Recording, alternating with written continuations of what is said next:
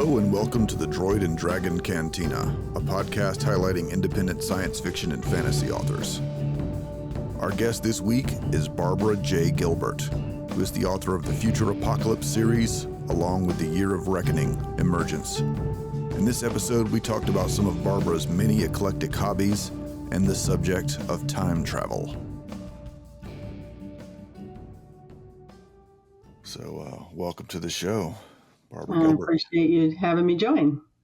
Thanks. So let's right up front, let's tell people about some of your bigger books, or what you've got out there.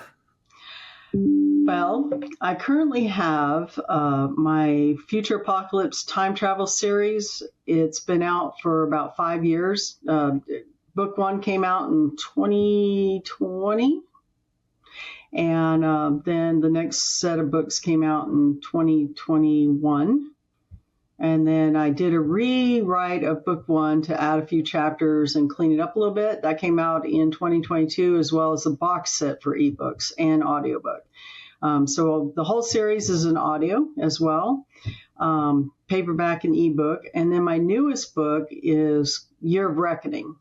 Emergence. This one came out in January. It's a standalone story. Backing up to the first set, it's about a brilliant young woman who invents time travel, travels into the future to study new technology, but finds herself getting stuck in a post-apocalyptic Pacific Northwest. She has to find a way home. In book two, she's traveling with a group of people over the Cascade Mountains to a mythical city of technology, hoping that the city can help her get home. But the city isn't what it seems. And in book three, she's traveling through time and history, trying to prevent them from changing the past, all while trying to get home, with a twist of home and a splash of Velociraptor. Covering all the bases. Right. And the newest book, The Year of Reckoning, Emergence, is about a group of descendants that went into a retrofitted mine to avoid a planet-killer asteroid. They've been there 230 years. The people in the mine, some of them want to get out. The mayor will not allow them to leave. And so a rebellion begins, and they begin collecting supplies and materials that they think they might need, hoping they can find a way out. And of course, if they do, can they survive topside?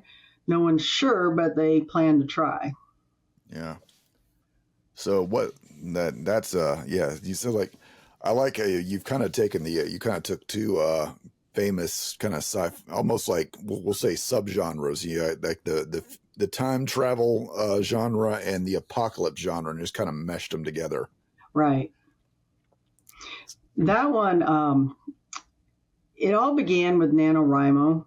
My boys were having to write for that, and they weren't doing so well, so I joined them.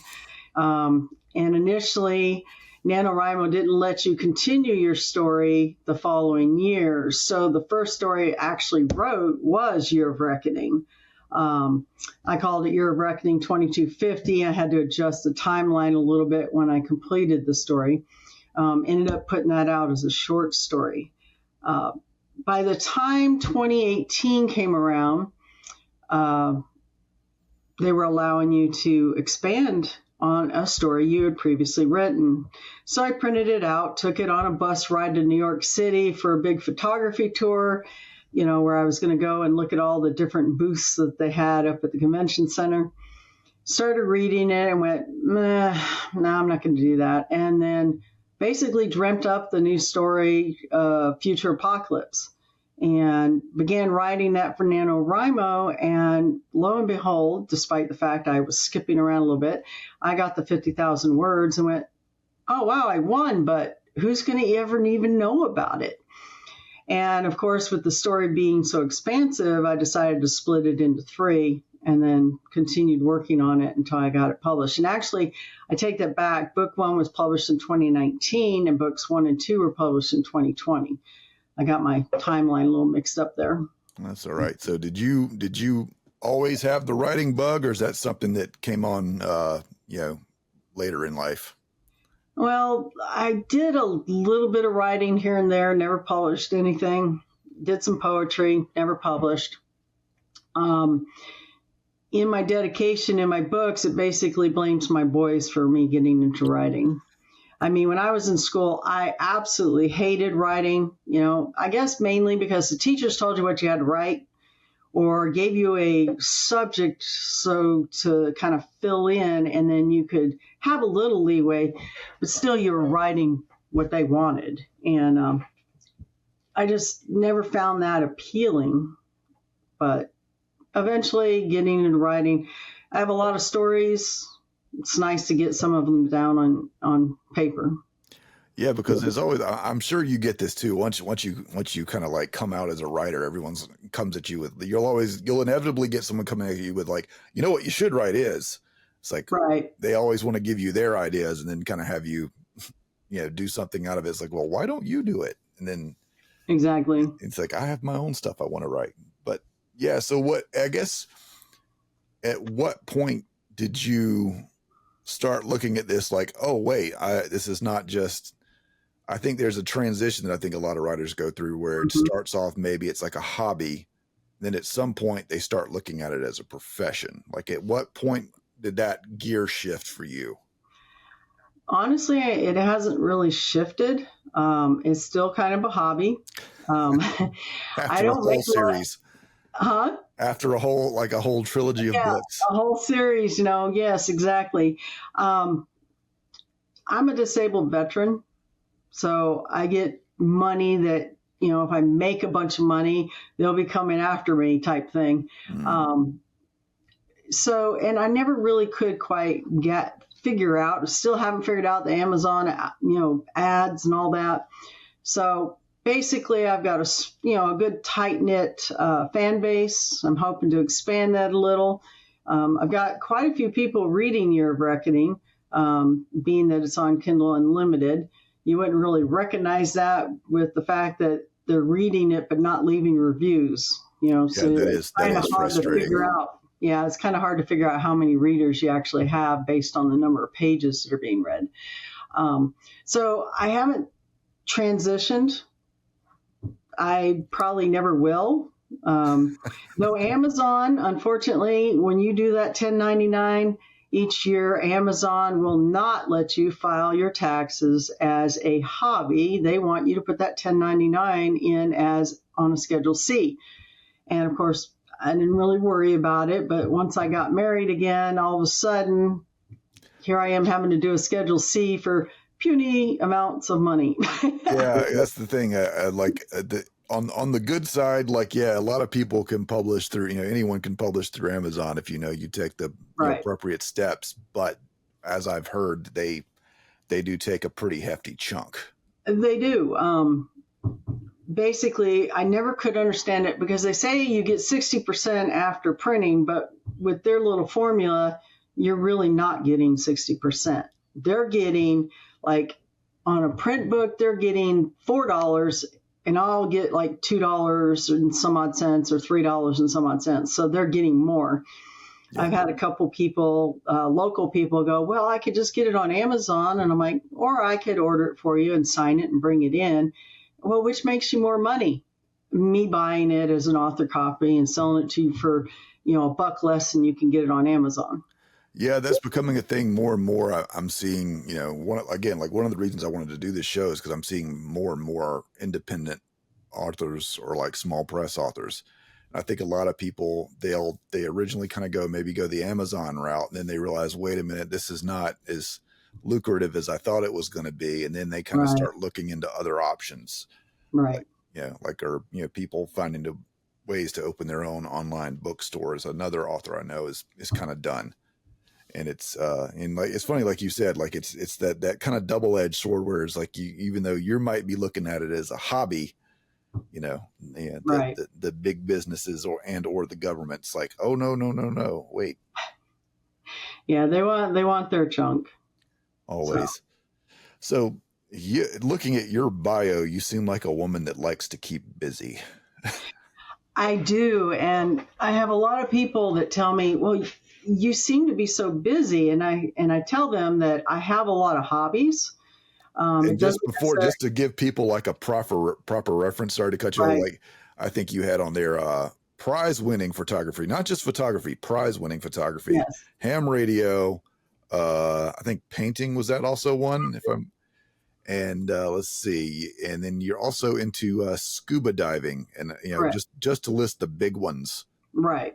So I tell people scuba diving is the only place in the world it don't hurt, because you're in the water, you're kind of floating around, and of course then you get to see all the beautiful marine life and marine plants and stuff. I got into photography when I got ready to move to Easton, Maryland. I wanted to have a hobby, something to do. And it turned out that by moving to Maryland, I moved to one of the best places to get, landscapes and animals and, except for I think, and I'm almost positive that somebody lets all the animals know at Blackwater National Wildlife or Bombay Hook that I'm coming, and they all scatter, and I don't get as many as everybody else. They get the foxes and the squirrels and the raccoons, and I'm getting the blue herons and the egrets going, okay, I've already seen you guys. I want to see something else, or the eagles. But yeah. And then ham radio, I kind of got into that with my now ex-husband. And then never really went anywhere with it. I did a lot of, usage. I used ham radio a lot, but never got a license past Technician Plus. Again, when I moved to Maryland, I found the local club and upgraded all the way to Extra and started getting involved in emergency communications in that nature. Did that, because you mentioned you were a veteran, you were in the Air Force, correct? Correct. Did that hobby kind of come out of, what you were doing in the military?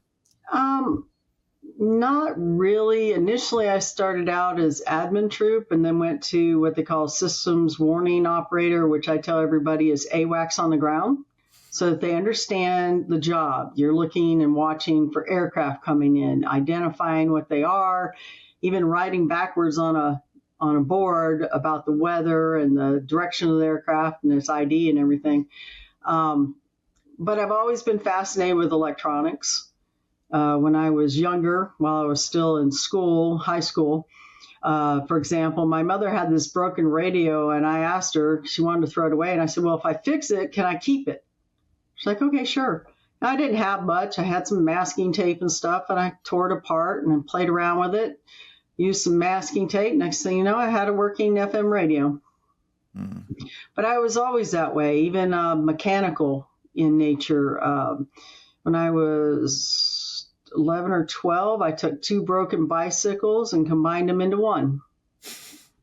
Nice. And years later, my mom goes, I don't want to tell you what you got for Christmas, but your dad isn't getting around to fixing these things, so I need you to go into the shed, and I need you to tell me what parts we need for, what's in there. So it was bikes. Mine I never got fixed because it was some sort of English or, European bike, and it had this funky lever that you couldn't unlock without a special tool. But I literally stripped both bikes down to the frames and worked them back up with new bearings, new everything. So, yeah. Well, certainly you sound like someone who's not afraid to go, learn stuff, right? Learn new things. When it came time to do the writing, were you already like a big reader, or did you just kind of like, okay, I'm going to write this thing, so now I'm going to go figure that out? Already was a big reader, sci-fi, fantasy, some apocalypse, and I had slowly been reading more apocalypse, and actually had connected back when I had Facebook. Facebook has been doing this weird thing where they're just deciding who they don't like and disabling accounts. So I don't have Facebook anymore, but I had connected with a lot of apocalypse authors. Some of those helped me find a book cover artist for my books, helped me find editor and everything. So yeah, I had already kind of been reading that genre, but when I started doing the mix between sci-fi, between time travel and post-apocalypse, I spent a lot of time researching time travel, all the different theories, watching videos on great courses, on all that, and just getting it all together. And of course, I had to do some research on, the Pacific Northwest and what their medicinal and edible plants were, how to build a smokehouse, because I had to build one out of a damaged building, in the apocalyptic world and things of that nature. Yeah. So who are some of your favorites when you were, I guess when you're getting into it, or even now, who are some of your, would you say were some of your influences? I would say my first influence was Terry Brooks. I have always loved his books. It took me years, and I was an adult before I ever met him. I met him in Seattle at one of the conventions. My husband's like, "Hey, did you know he's up there? There's a convention going on." And then 2 years ago, met him in D.C. again. After that, in the apocalyptic genre, I was getting into reading, books from Patty Gillespie, Tom Abrams. I got sick one time and I read just about every one of his books. And ultimately, a podcast he did got me back into audiobook. I cannot focus on an audiobook by just sitting here and listening. I have to be doing something. So I'll do the paint by numbers and listen to audiobook, hours worth of audiobooks, or in the car to keep me awake while I'm driving. Boyd Craven. I became friends with him on Facebook, and one time I chatted him. I said, "I don't get what you've got going on here with this moonshine." And, and made some other complaints. He's like, "Well, the book's a little slow, but once you get into it," started reading it again, I couldn't put him down.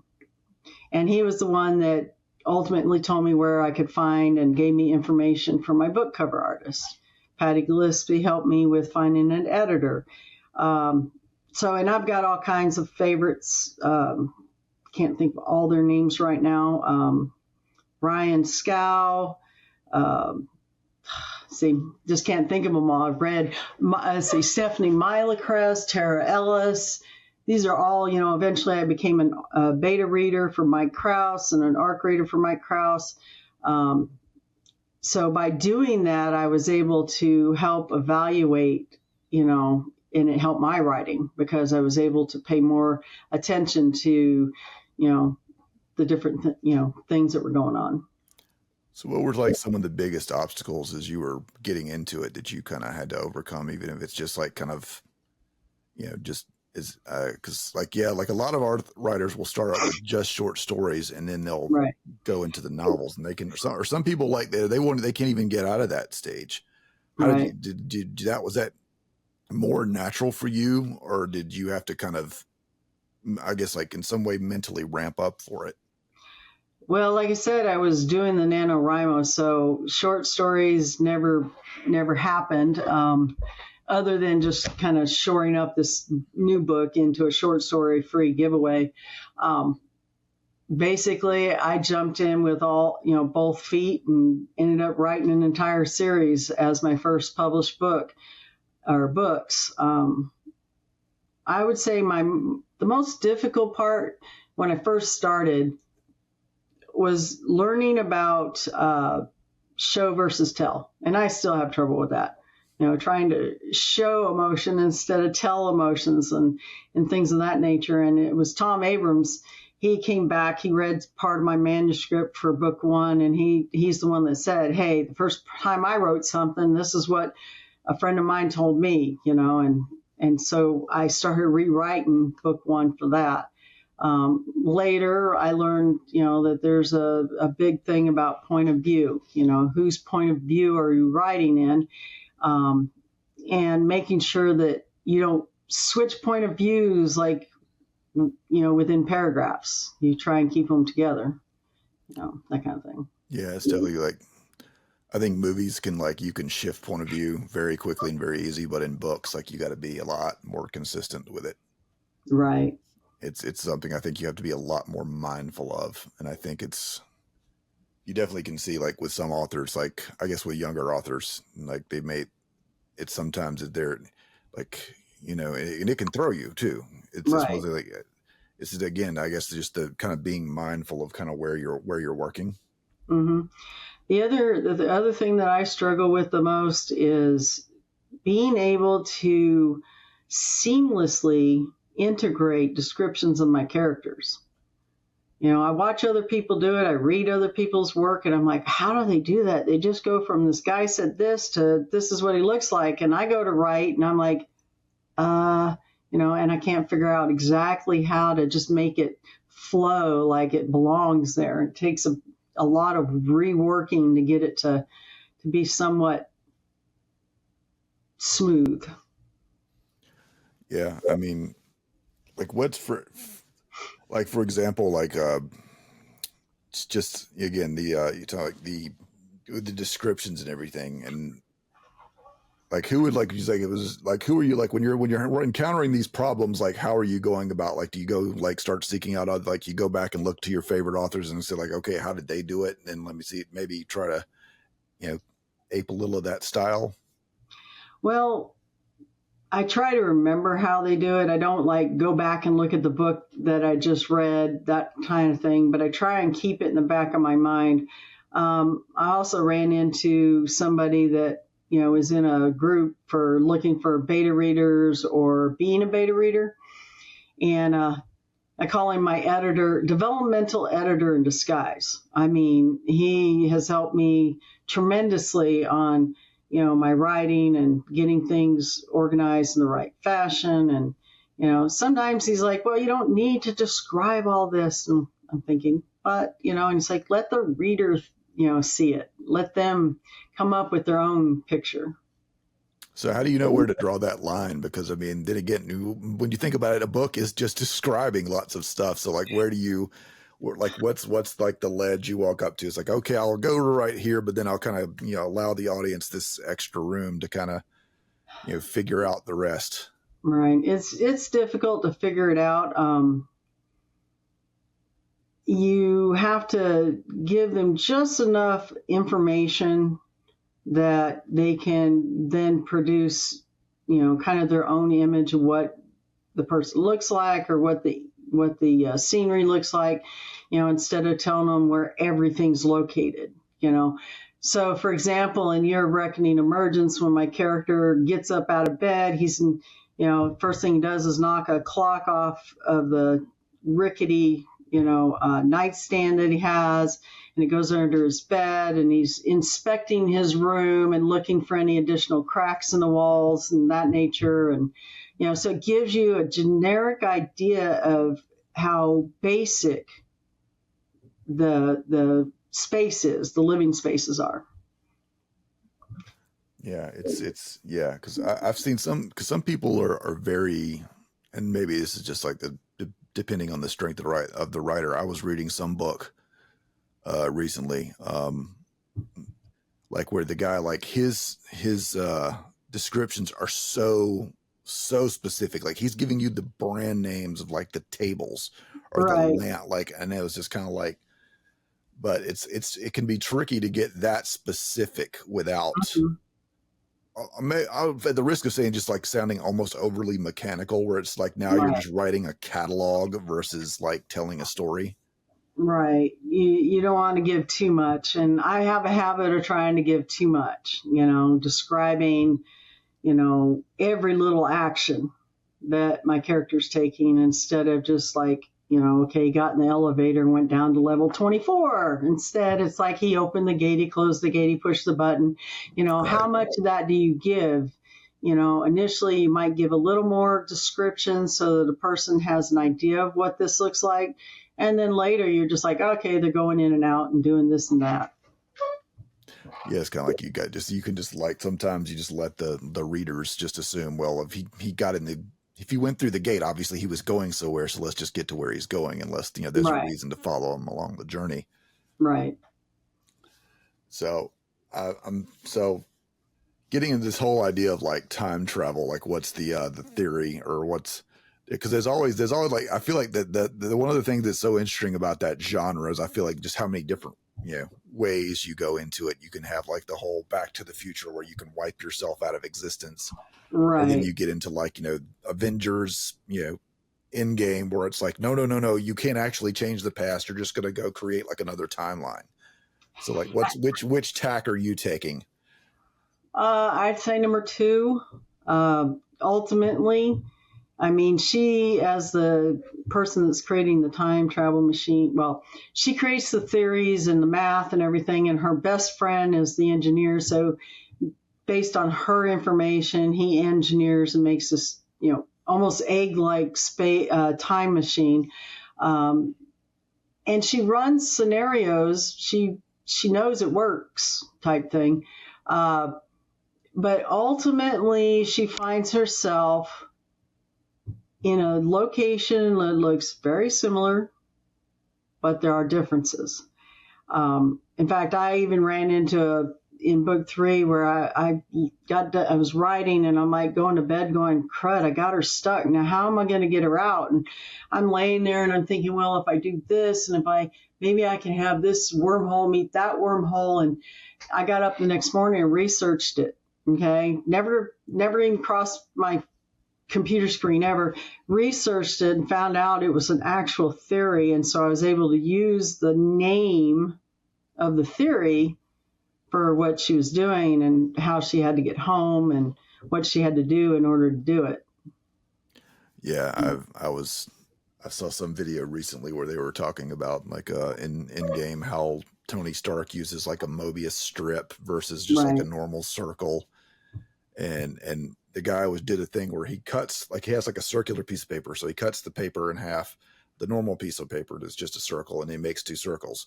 But with the Mobius strip, you keep cutting in half, you just make one bigger circle. So I guess he was kind of using that as a metaphor for like how Tony Stark didn't actually break time, like he had figured out the one right way to do it, Yeah.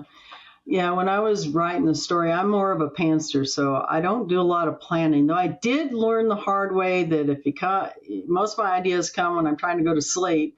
So if I had written notes and done other things prior, that next morning, or in the case of NaNoWriMo, I had written down notes of what I had been thinking about up till November 1st, instead of sitting in front of the computer going, crud, now I got to start over because I don't remember what I was doing.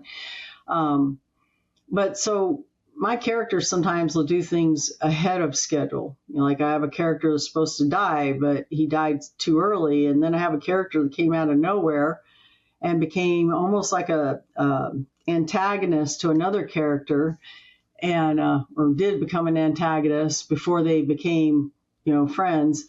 And so basically, when my character got where she was going, everything was fine. She could come and go, so to speak, without, changing anything. But the minute you change something, that's when things split off. So it sounds like you're really into just kind of following you wherever the idea leads. Exactly. Like and so, basically allowing things to flow and then going from there. And if I run into a problem with where my characters are taking me, then I do the research to make everything fit together accordingly. So do you just kind of work like that through the whole trilogy, or is there any kind of like, okay, I know it by like a certain point I want to be at this, place, and then like another point I want to be here, and then it's just kind of figuring out how to get there, even if it's whether it's a straight line or a crooked path, No. Or is it just like, are you just kind of totally just feeling your way through? Pretty much. Well, like I said, I'll go to bed at night and I'm writing. Like one night I wrote an entire, what do you call it? Prequel to the series. I know, in my head, I never wrote it down. So I'm like thinking through all this stuff. So when I get up the next morning, I have an idea of where I'm going. Though, like I said, characters can change that.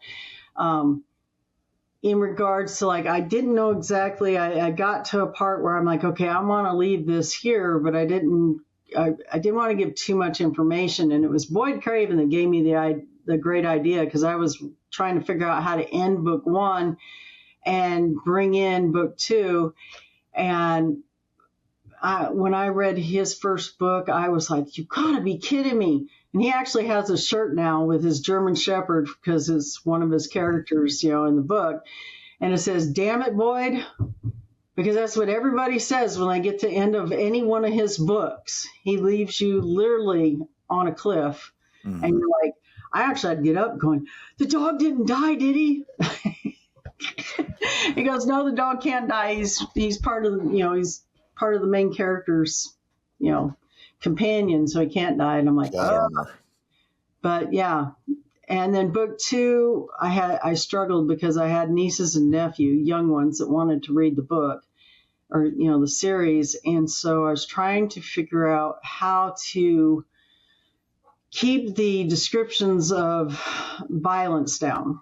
Because you're in an apocalyptic landscape, and in my apocalyptic landscape, you had marauders, you had cannibals, you had other dangers, and so, like for example, one of my characters is like, "Just shoot me! I don't want to be on the spit tonight." He was injured and he couldn't get away from the cannibals that were chasing him. And in the series, there's a lot of morals as well, that you shouldn't steal or lie or, kill unless you're defending yourself, that kind of thing. So I actually have, 9 and 10-year-olds reading the series. The first child that I ever knew read it was my niece's son. At the time, he was 12. He hated reading. His mom was reading book 1, and he stole it from her. And then he wanted to know in book 2 and book 3, and he just wanted me to keep writing, but he wanted to know when the next book was coming out. So went from I hate reading to I love reading. And no, I'm not a Harry Potter person, but, having that feeling and knowing that you helped a kid that hated reading to enjoy reading was kind of nice. Well, yeah, that's a big deal because, I think a lot, like most people at some point you weren't into it, and then there was the thing that changed all that. Right. I had the same experience. Like, I know it's like, I think for me, it was like Interview with the Vampire, reading like Anne Wright, like just how, how she could, describe, again, like very descriptive, but all kind of could also flow with the story. Yeah. And you kind of like, I went off and got into like Elmore Leonard, like, his crime capers and just how good his dialogue is. Right. It's always it's like something just getting your hooks into somebody, and then you kind of like open up the world for them, which is really cool. When I was younger, the books I liked reading were the Hardy Boys, the crime capers and stuff. And then, I've read Lord of the Rings, and then the Magician's Nephew and that series. Really like how that, the theme that blends through that. But yeah, when I was doing a book signing at Barnes & Nobles in Kennewick, Washington, the only Barnes & Nobles that will carry my books right now, thanks to my author friend, Bonnie Dillabow, who has a amazing series called the Dimensional Alliance series. Unfortunately, I'm going back for a celebration of life next week. She passed away unexpectedly on April 5th. But she helped my author career a lot, getting me into 2 different bookstores back in my hometown where I graduated from. And when I was doing the book signing back in February, I would be talking to parents and like, well, is it good for a 10-year-old? And I said, well, if they've got a reading, if they can read at least at a 5th grade level, 4th and 5th grade level, then yes, because it's got the morals in the story. And, and I explain the pit thing, and, I explain how I kept violence down, and there's, 1 or 2 swear words, but not anything big. I try to keep my books clean just for the fact that I don't believe in, needing to swear all the time. Yeah, I think it can be a crutch, but then you're talking about the violent thing too. I think it's kind of like when you see like in movies, well, they'll just cut away from something because ultimately what you can imagine is probably going to be far worse than whatever they can show you. Right. So that again, we were talking about where to draw the line earlier, and I think you've kind of hit it. It's right up to the moment where you can kind of point their imagination in a certain way, but it'll end up, again, it's like you're guiding them up to a point and you can just kind of let them go and they'll do the rest of the work for you. Exactly. Well, it certainly sounds like too, like you've been really good at kind of leveraging, I guess, your network, for we're going to use like a fancy business term for it, like Right. you went out there and kind of made friends with a bunch of other authors and, learned, and like that's the thing I think I've seen other people struggle with. Does that come naturally for you? Are you kind of like more outgoing, or was it just kind of like, I'm into this thing and I want to go find other people who do the same thing? I'm outgoing. There are times where, like, if I get in a large group, I kind of shy back and don't do a whole lot of, stuff. I went to the 20 to 50K conference a couple years ago in Las Vegas and got to meet a lot of these authors that I made friends with on Facebook. So it was really nice to kind of see them face to face. And so I was able to actually like interact with them and hang out with them a little bit. But sometimes I have a hard time just like creating something new. And like I said, with having lost Facebook, I've kind of lost contact with quite a few of those people. For the ones that I have emails for, I have, in Book Funnel and things of that nature, I have a way of kind of getting back up with them if I need to. But yeah. Yeah. Well, so social media can be thorny, especially, in the last few years. So tell the people where they can find you online if they want to, at you or just kind of learn more about your stuff. Okay. The easiest place to find me is at barbarajgilbert.com. Just write my name down and put a .com at the end of it, and it'll give you information about me, give you links to all my books that'll take you to Amazon. The series is wide, so that means if you're a Barnes & Noble's person or Books A Million, or you buy your stuff at Walmart, on Kobo or whatever, you can get them there. The new book is strictly Amazon. Just type in Year of Reckoning. You should find it right away. And with the series, just type Future Apocalypse and look for, give me a second here. Just sold a bunch of them and this is, the copy of book 1, and shouldn't have any trouble finding it. And then this is the Year of Reckoning. So that's where you can find me. Outstanding. Well, thanks for coming out, and we'll be on the lookout for your stuff. All right. Thank you. That will be all for this episode. This podcast has been a Carcutta Media production. To learn more about this show or other podcasts, visit carcuttamedia.com/podcasts or follow us on social media at Carcutta Media. This recording or any portion thereof may not be reproduced or used in any manner whatsoever without the express written permission of the publisher, except for use of brief quotations in a review. Copyright 2025 by Carcutta Media. All rights reserved.